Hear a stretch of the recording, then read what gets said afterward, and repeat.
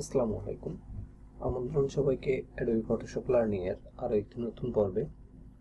তো আজকের পর্বে আমরা কালার রিপ্লেসমেন্ট টুল নিয়ে আলোচনা করব। তো এখনো যারা আমার চ্যানেলটিকে সাবস্ক্রাইব করেন নাই, প্লিজ চ্যানেলটিকে সাবস্ক্রাইব করবেন এবং পাশে থাকা বেল বাটনটি প্রেস করবেন, সাথে সাথে লাইক করবেন, কমেন্টস করবেন এবং বেশি বেশি শেয়ার করবেন। আর যারা পূর্বের পর্বগুলো মিস করে গিয়েছেন তারা অবশ্যই আমার প্লেলিস্ট থেকে পূর্বের পর্বগুলো দেখে নেবেন। তাহলে চলুন কথা না বাড়িয়ে আজকের পর্বটি শুরু করা যাক।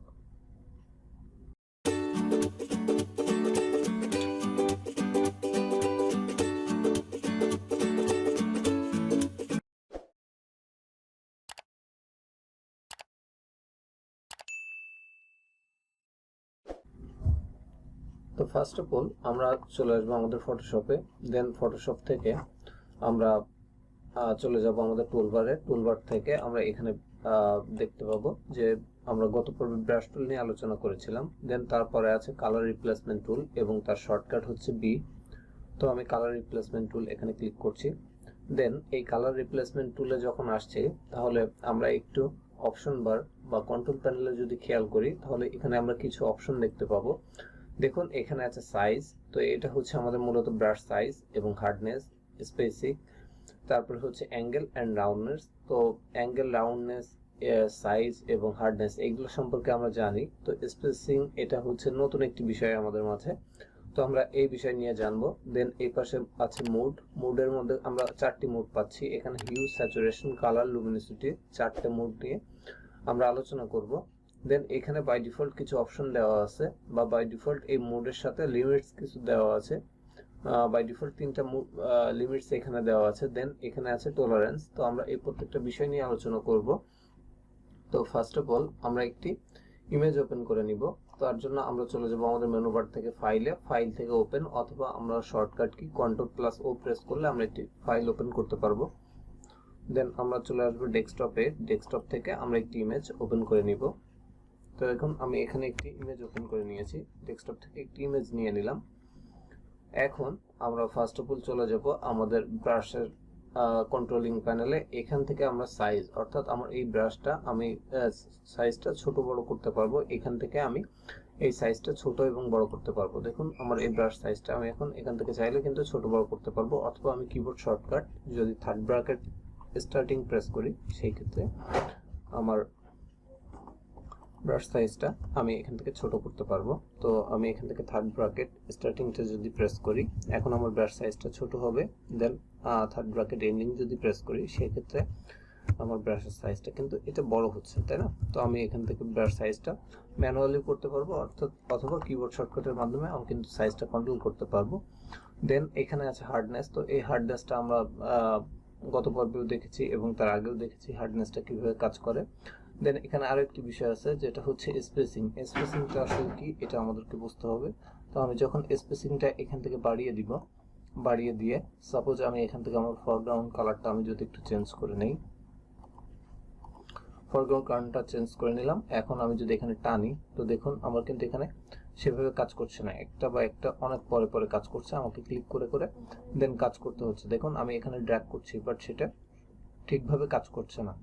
তো সেই ক্ষেত্রে এখন যদি আমি আবারও কন্ট্রোল প্যানেলের থেকে স্পেসিং এ যাই এবং স্পেসিংটা কমিয়ে দিই, এখান থেকে আমি স্পেসিংটা কমিয়ে দিলাম। এখন যদি আমি এখানে ড্র্যাগ করি তাহলে দেখুন আমি কিন্তু এখন ইজিলি এটাতে কাজ করতে পারছি। তো আমি এখান থেকে কন্ট্রোল-অল্ট-জেড প্রেস করে ব্যাক করছি। দেন আমি আবারও চলে যাব আমাদের অপশন বারে। এখান থেকে আমরা স্পেসিং দেখেছি, হার্ডনেসটাও আমরা দেখেছি। দেন এখানে দুইটা জিনিস আছে, অ্যাঙ্গেল এবং রাউন্ডনেস। তো অ্যাঙ্গেলটা কি জিনিস, আমাদের এই ব্রাশের কার্সরটা বা এই সাইজটা দেখুন এখন কিন্তু গোল হয়ে আছে। এখন আমি যদি এটাকে একটু অ্যাঙ্গেল করে দেই তো সেই ক্ষেত্রে 45 ডিগ্রি অ্যাঙ্গেল করে ইন্টার প্রেস করি, সেই ক্ষেত্রে কিন্তু আমার এটা 45 ডিগ্রি অ্যাঙ্গেল হয়ে যাবে। তো এটা আমরা বুঝতেছি না যে অ্যাঙ্গেল হয়েছে কিনা। তো এখানে হচ্ছে রাউন্ডনেস, দেখুন এটা হচ্ছে 45 ডিগ্রি অ্যাঙ্গেল। রাউন্ডনেসটা আমরা চাইলে এখান থেকে কম বা বেশি করে দিতে পারি, ঠিক আছে? এখান থেকে ঘুরিয়ে আপনি এটা করতে পারবেন। রাউন্ডনেসটা এখান থেকে আমরা অ্যাঙ্গেলটা এখান থেকে ক্রিয়েট করতে পারবো, বা এখান থেকে আমরা রাউন্ডনেসটাও এটা সেট আপ করে দিতে পারবো। 45 দিয়ে আমরা যদি ইন্টার দিই এখন দেখুন এটা রাউন্ডনেসটা কিন্তু কেমন হয়ে গিয়েছে, কার্ভ আকারে হয়ে গিয়েছে। তো এটা আমাদের ডিজাইনের কালার রিপ্লেস করতে আমাদেরকে হেল্প করবে। আমরা এইভাবে নিয়ে এটা অ্যাঙ্গেল করে কাজ করতে পারবো।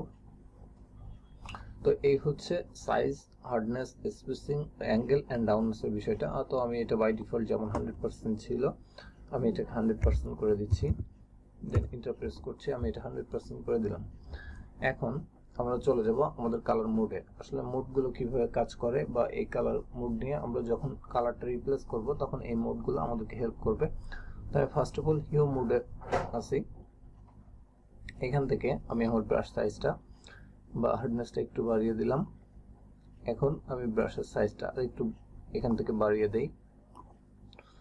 ওকে, আমি যদি এখন এখানে ড্র্যাগ করি তাহলে দেখবেন আমি এখানে ড্র্যাগ করছি, আমি এখানে র্যান্ডমলি ড্র্যাগ করছি। তো দেখুন এখানে কালারটা কিন্তু চেঞ্জ হয়ে যাচ্ছে।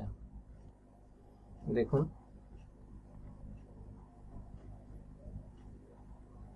দেখুন এখানে কিন্তু কালারটা আমি এই যে আমাদের শুয়ের যে কালারটা, এই কালারটা কিন্তু চেঞ্জ করে ফেললাম। আমাদের এখানে লিমিট রেখেছি আমরা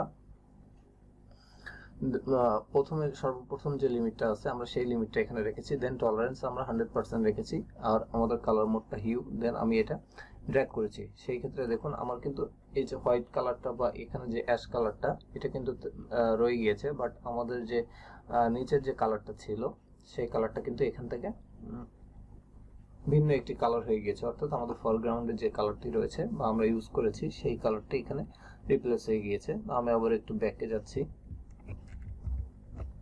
দেখুন আমি আগে এই লেয়ারটাকে কয়েকটি কপি করে নেই, কন্ট্রোল জে প্রেস করে। আমি 4টা মোডে দেখাবো, সেই ক্ষেত্রে আমি 4টা কপি করে নিলাম এখান থেকে। দেন আমি আইগুলো, লেয়ারের আইগুলো অফ করে দিচ্ছি দেখানোর জন্য, আপনাদের বোঝানোর সুবিধার্থে। দেখুন ফার্স্ট অফ অল আমি এটাতে আমার কালার মোড এখান থেকে আমি হিউ রেখেছি। দেন আমার হচ্ছে ডায়াগোনাল সুইচ, এখান থেকে লিমিট আমি এটা রেখেছি। দেন টলারেন্স আমি 100% রেখেছি। এখন যদি আমি এটাকে ড্র্যাগ করি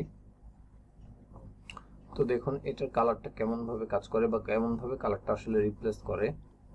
তো এখানে দেখুন আমাদের কিন্তু ব্ল্যাক কালার বা অ্যাশ কালার কিন্তু সেম যেমন ভাবেই ছিল তেমন রয়ে গিয়েছে, শুধুমাত্র আমাদের নিচের কালারটা ধরে নিয়েছে। তো এটা যদি আমি ভালোভাবে বুঝতে যাই সেই ক্ষেত্রে আমি এটা অফ করে দেই। দেন এটা যদি দেখি, দেখুন এই কালারটা ছিল বাট আমাদের কিন্তু এখন এই কালারটা হয়ে গিয়েছে। ঠিক আছে, খুব সুন্দর বা ইজিলি আমরা কিন্তু এই কাজটা করে নিতে পারবো। কিন্তু আমরা যদি এটা ব্রাশ টুল ইউজ করে করি বা পেন টুল ইউজ করে করি সেই ক্ষেত্রে আমাদের অনেক বেশি প্রবলেমে পড়তে হতে পারে। করতে পারবো হয়তো, কিন্তু আমরা কিন্তু সঠিক অ্যাঙ্গেলে বা সঠিক আকারে এই কালারটা চেঞ্জ করতে পারবো না। তো কালার রিপ্লেস করার জন্য এই কালার রিপ্লেসমেন্ট টুলটাই বেস্ট হিসেবে কাজ করবে। তো এখন আমরা মোডটা একটু চেঞ্জ করে দেখি হিউ মোডে, এবং এই যে লিমিট প্রথমটা রেখে এবং টলারেন্স 100% রেখে আমাদের কালারটা এইভাবে রিপ্লেসমেন্ট করলো বা কালারটা আমরা এইভাবে চেঞ্জ করতে পারলাম। তো নেক্সটে আমরা চলে যাব আমাদের কালার মোডটা আমরা চেঞ্জ করি স্যাচুরেশনে। দেন এদিকে টলারেন্স 100% এবং লিমিট প্রথমটা দিয়েই আমরা কাজ করব। তো সেই ক্ষেত্রে এখান থেকে আমি একটি দেখুন আমার লেয়ারটাকে সিলেক্ট করতে হবে, আমি এই লেয়ারটাকে সিলেক্ট করলাম। এখন যদি আমি স্যাচুরেশন মোডে থাকা অবস্থায় লিমিট ফার্স্ট যে লিমিটটা আছে আমাদের এই লিমিটটা রেখে দেন টলারেন্স 100%, এখন যদি আমি এখান থেকে ড্র্যাগ করি তো দেখুন এখন কিন্তু কিভাবে কাজ করছে এটা।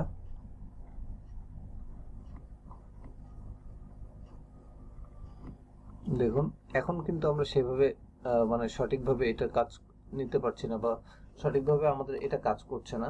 তো এটা মূলত আমাদেরকে এই যে স্যাচুরেশনে যখন আমাদেরকে কাজ করতে হবে তখন আমাদের হার্ডনেস, এখান থেকে হার্ডনেসের বিষয় আছে, আমরা হার্ডনেসটা একটু কমিয়ে দিব।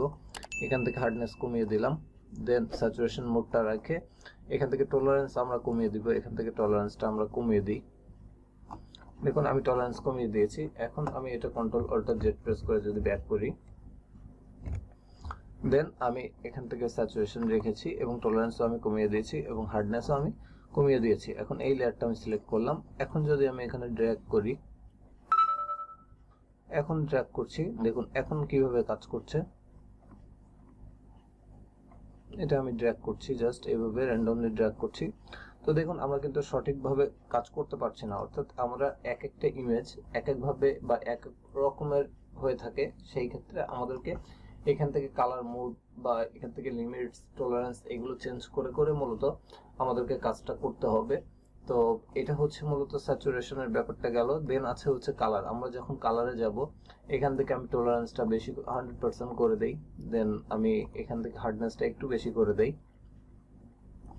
হার্ডনেসটা বেশি করে দিলাম। দেন এই লেয়ারটাকে আমি অফ করে দিলাম, আমি এই লেয়ারটাকে অন করলাম।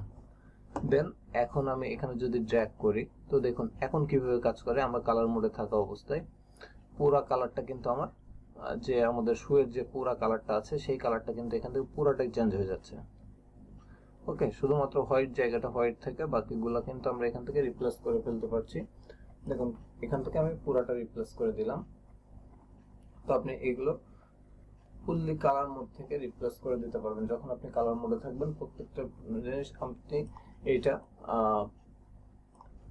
ক্লিক করে করে বা প্র্যাকটিস করে করে আপনাকে এটা সঠিক মানের কালার রিপ্লেস করতে হবে। আসলে আপনি একভাবে বা একই দিনে এই কালার রিপ্লেসমেন্ট টুলের বস হয়ে উঠতে পারবেন না। সেই ক্ষেত্রে এটা হচ্ছে আপনার দীর্ঘদিন প্র্যাকটিসের ব্যাপার আছে।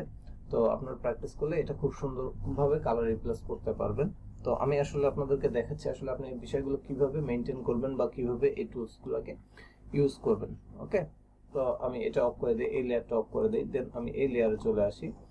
এখন আমি যাব লুমিনোসিটি। তো লুমিনোসিটিটা মূলত এখান থেকে সেভাবে কাজ করে না, বা লুমিনোসিটির ক্ষেত্রে দেখুন এখানে আমরা সেভাবে কিন্তু রেজাল্টটা পাবো না, কালার রিপ্লেসমেন্টের রেজাল্টটা আমরা সেভাবে পাবো না। সো লুমিনোসিটি আমাদেরকে খুব কম ইউজ করতে হয় কালার রিপ্লেসমেন্ট টুল ইউজ করার ক্ষেত্রে। তো আমরা বেশি মূলত কালার রিপ্লেসমেন্ট টুলের যে বিষয়গুলো বেশি ইউজ করে থাকি সেটা হচ্ছে হিউ, স্যাচুরেশন এন্ড কালার। এই তিনটা মোড আমাদেরকে খুব বেশি ইউজ করতে হবে যখন আমরা কোনো ডিজাইনের বা কোনো বস্তুর একটা কালার রিপ্লেস আমরা এখান থেকে করব। কালার রিপ্লেসমেন্ট করার ক্ষেত্রে এই বিষয়গুলো আমাদের মনে রাখতে হবে। তো এখানে দেখুন পাশে দুইটা বা তিনটা অপশন আমাদের কিন্তু দিচ্ছে কন্ট্রোল প্যানেলে। তো আমরা যদি এগুলো একটু দেখি যে এগুলো আসলে কিভাবে কাজ করে, দেখুন আমাদের ফার্স্ট সিলেক্ট থাকা অবস্থায় কন্টিনিউয়াস এখান থেকে বলছে যে কন্টিনিউয়াস এটা রাখছিলাম। তারপরে স্যাম্পল, এটা হচ্ছে স্যাম্পলিং কন্টিনিউয়াস, তারপরে আছে স্যাম্পলিং ওয়ান্স। তো আমরা যদি স্যাম্পলিং ওয়ান্স এ রেখে শুধুমাত্র হিউ এখান থেকে সিলেক্ট রাখলাম, দেন এখন যদি আমরা এটা ক্লিক করি, তো সেই ক্ষেত্রে কিছুটা পরিবর্তন হয়তো পরিলক্ষিত হবে, বাট আমরা অতটা বুঝতে পারবো না। তো এগুলো আসলে মুডের কিছু বিষয় থাকে, বা এগুলো প্রত্যেকটা একটা একটার সাথে জড়িত। তো আপনি যখন কাজ করবেন এই হার্ডনেস, তারপরে স্পেসিং, এখান থেকে এই যে অপশনগুলো এখানে দেওয়া আছে কন্ট্রোল প্যানেলিং এর, তারপরে লিমিটস এর যে বিষয়গুলো দেওয়া আছে, টলারেন্স, তো এইগুলো আপনাকে প্রত্যেকটা নিয়ে সূক্ষ্মভাবে কাজ করতে হবে। প্রত্যেকটা বিষয় নিয়ে আপনি যখন পুঙ্খানুপুঙ্খ প্র্যাকটিস করবেন বা এগুলো ক্লিক করে করে ব্যবহার করবেন, সেই ক্ষেত্রে আপনি এটা খুব ভালোভাবে আসলে কালারটা রিপ্লেস করতে পারবেন এবং প্রত্যেকটার কাজ খুব ভালোভাবে আপনি এখান থেকে বুঝতে পারবেন। ওকে, তো এই ছিল আসলে কালার রিপ্লেসমেন্টের বিষয়টা। আর প্রত্যেকটা ইমেজেরই আপনি কালার এখান থেকে, বা প্রত্যেকটা বস্তু প্রোডাক্টের বা ডিজাইনের কালারটা আপনি রিপ্লেসমেন্ট খুব সহজে এই কালার রিপ্লেসমেন্ট টুল দিয়ে অনায়াসে করে ফেলতে পারবেন। তো এই ছিল মূলত কালার রিপ্লেসমেন্ট টুলের বিষয়। তো আশা করছি কালার রিপ্লেসমেন্ট টুল সম্পর্কে আপনাদের বুঝতে কোনো প্রবলেম হবে না। আর যদি কোনো সমস্যা হয় সেই ক্ষেত্রে আপনারা অবশ্যই কমেন্টসের মাধ্যমে আমাকে জানাতে পারেন। তো আগামী পর্ব দেখার আমন্ত্রণ জানিয়ে আজকের পর্বটি এখানে শেষ করছি। আল্লাহ হাফেজ।